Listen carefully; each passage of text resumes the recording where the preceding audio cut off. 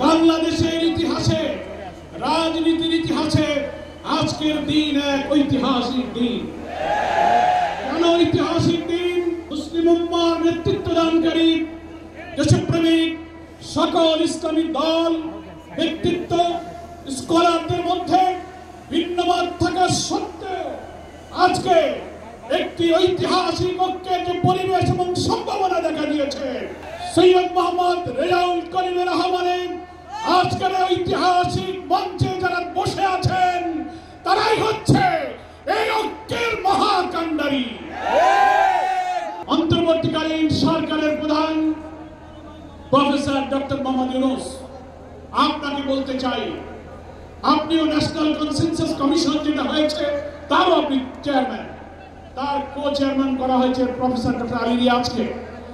আর নির্বাচন কমিশনের প্রধানকে আমি বলতে চাই, আজকের এই সমাবেশ থেকে, এই জনসমুদ্র থেকে এই বার্তা যদি আপনারা বুঝতে ভুল করেন, পিওর পদ্ধতি ছাড়া নির্বাচন বাংলার মানুষ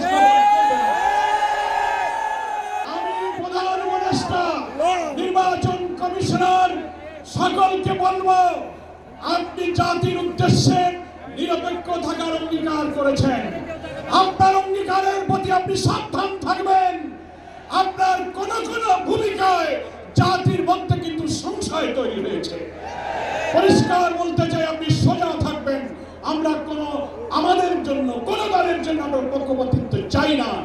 2000 ছাত্র জনতার জীবন, হাজার হাজার মানুষের রক্ত, 17-18 বছরের মানুষকে ফাঁসি, অত্যাচার, জুলুম, রিমান্ড, ক্রসফায়ার দিয়ে আলেম ওলামা পীর মাশায়েখদের যে নির্যাতন করেছেন, সেই সংগ্রাম আমরা ব্যর্থ হতে দেব না। নির্বাচনের লেভেল প্লেইং ফিল্ড আপনাকে নিশ্চিত করতে হবে। আপনি জাতির কাছে, জাতির উদ্দেশ্যে ভাষণে একটা কথা বলবেন, being a head of the government একটা কথা বলবেন, রাষ্ট্রীয় টেলিভিশনে একটা কথা বলবেন, কোন একটা দলের কাছে আলোচনায় গিয়ে সে কথা আপনি ভুলে যাবেন। এটা নিরপেক্ষতা ভঙ্গ।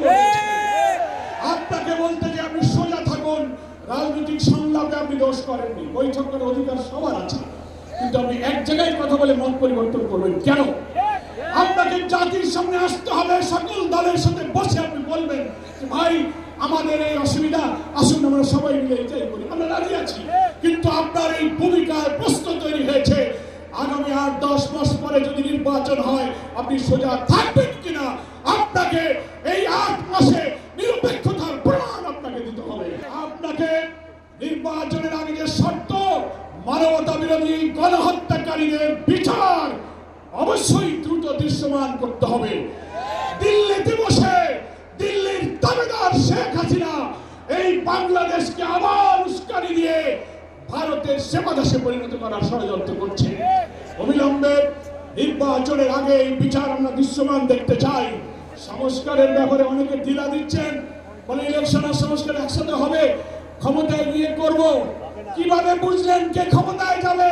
জনগণের ভোট আপনি পান, তারপরে আপনি ক্ষমতায় যাবেন। প্রবাসী 1,10,00,000 ভোটার, তাদেরকে ভোটাধিকারের ব্যাপারে আপনাকে নিশ্চিত করতে হবে। স্থানীয় সরকার নির্বাচন আগে দিতে হবে। জুলাই সনদ এবং ঘোষণাপত্র অবশ্যই জুলাই বিপ্লবের বার্ষিকী আমরা 1 তারিখ থেকে 8 আগস্ট পালন করব।